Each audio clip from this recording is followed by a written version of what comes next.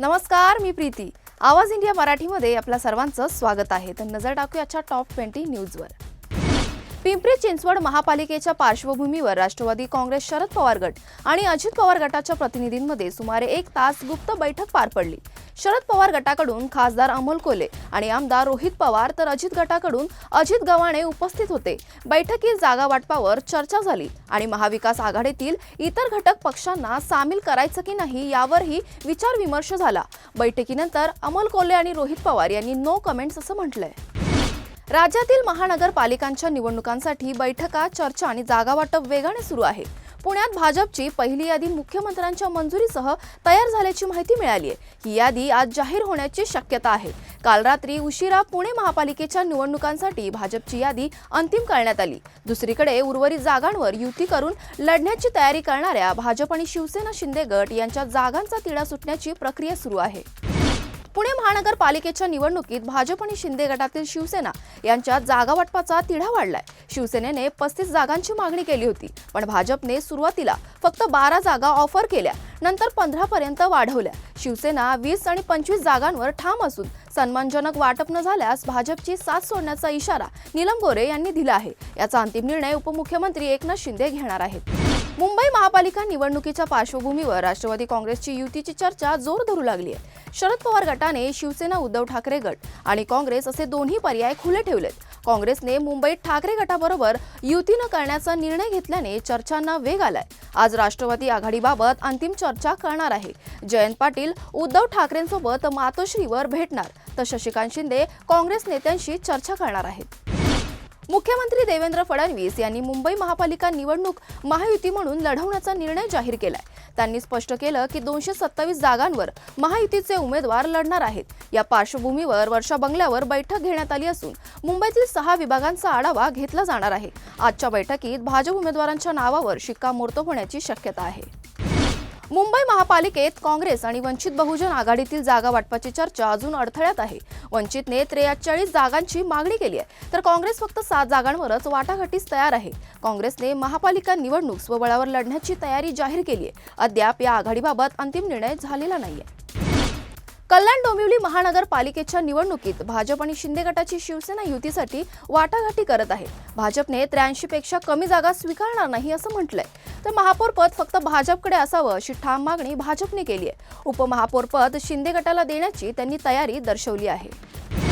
ठाणे महानगरपालिकेच्या निवडणुकीच्या अगोदरच शिवसेनेत खळबळ उडाली आहे. शिंदे गटाच्या महिला आघाडी प्रमुख आणि माजी महापौर मीनाक्षी शिंदे यांनी गुरुवारी रात्री आपल्या पदाचा राजीनामा दिलाय.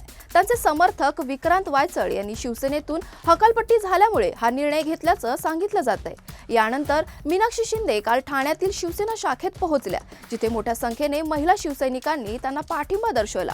मी पदाचा राजीनामा दिला असला तरी शिवसेनेसोबतच आहे आणि मी शिवसेनेचीच कार्यकर्ता राहीन असं मीनाक्षी शिंदे यांनी स्पष्ट केलं. शिवसेना, शिंदे गट आणि भाजपमध्ये वसई विरार महानगरपालिकेच्या निवडणुकांसाठी जागा वाटप ठरलं आहे. शिंदे गटाला 24 जागा तर भाजप आणि इतर घटक पक्षांना 91 जागा मिळाल्या आहेत.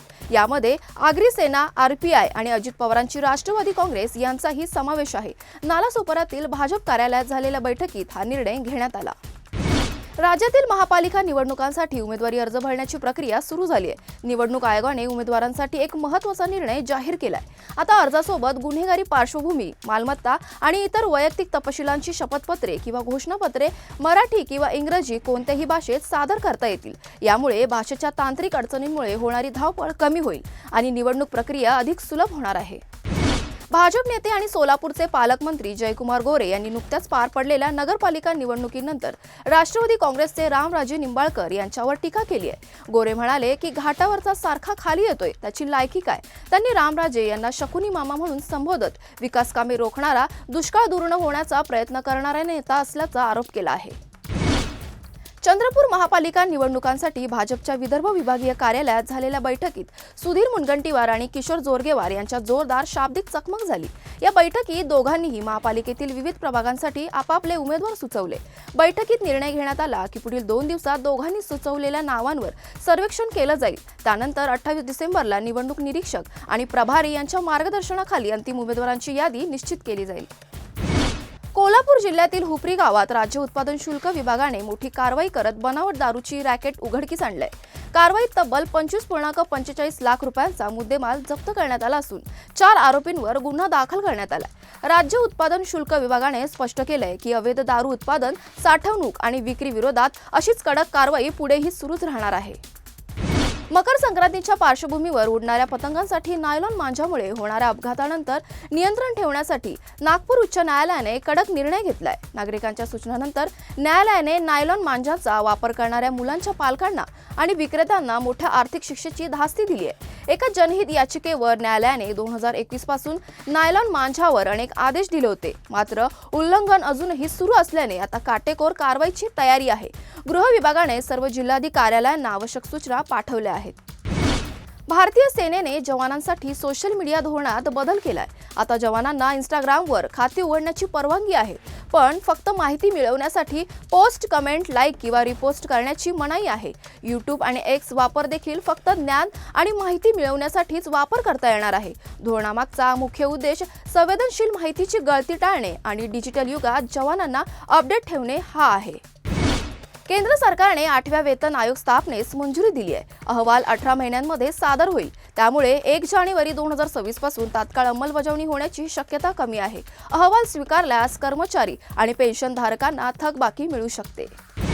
विजय हजारे ट्रॉफीच्या दुसऱ्या फेरीचे सामने आज होणार आहेत. पुन्हा एकदा भारतीय क्रिकेटमधील 2 दिग्गज रोहित शर्मा आणि विराट कोहली या स्पर्धेत खेळताना दिसणार आहेत. पहिल्या सामन्यात रोहित शर्मासह विराट कोहलीने देखील शतक झळकावलं होतं. त्यामुळे दुसऱ्या फेरीतील सामन्याकडेही आता सगळ्यांचं लक्ष लागलं आहे. आज भारत विरुद्ध श्रीलंकामध्ये महिला क्रिकेटचा तिसरा T20 सामना होणार आहे. भारताची महिला टीम आज श्रीलंका विरुद्ध 5 सामन्याची T20 मालिका जिंकण्यासाठी मैदानात उतरणार आहे. टीम इंडिया 2-0 अशी आघाडीवर आहे. त्यामुळे महिला ब्रिगेडकडे हा सामना जिंकून मालिका आपल्या नावावर करण्याची संधी आहे, तर श्रीलंकेसाठी मालिका बचावण्यासाठी ही शेवटची संधी आहे. छोट्या पडद्यावरील लोकप्रिय रियालिटी शो बिग बॉस मराठीच्या 6व्या सीझनबाबत चर्चांना प्राजक्ता माळीने स्पष्ट उत्तर दिलंय. काही दिवसांपासून ती शोमध्ये दिसणार असल्याच्या अफवा पसरवल्या होत्या, पण प्राजक्ताने इंस्टाग्रामवरील आस्क मी एनिथिंग सेशनमध्ये चाहत्यांच्या प्रश्नांवर थेट उत्तर दिलंय. कधीच नाही. यामुळे निश्चित झालंय की प्राजक्ता माळी बिग बॉस मराठी 6 मध्ये सहभागी होणार नाही. आता चाहत्यांची उत्सुकता आहे की यंदाच्या सीझनमध्ये कोणते कलाकार शोमध्ये दिसणार आहेत.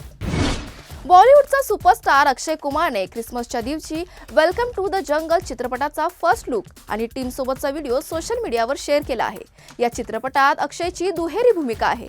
एका भूमिकेत तो वयस्कर आणि पांढऱ्या केसांसह दिसतोय, तर दुसऱ्या भूमिकेत तरुण आणि फिट दिसतोय. चित्रपटाची स्टार कास्ट संपूर्ण लष्करांच्या गणवेशात दिसून आली असून यात सुनील शेट्टीसह इतर तगडे कलाकारांचा समावेश आहे. अशाच महत्त्वाच्या बातम्या बघण्यासाठी पाहत राहा आवाज इंडिया मराठी. आवाज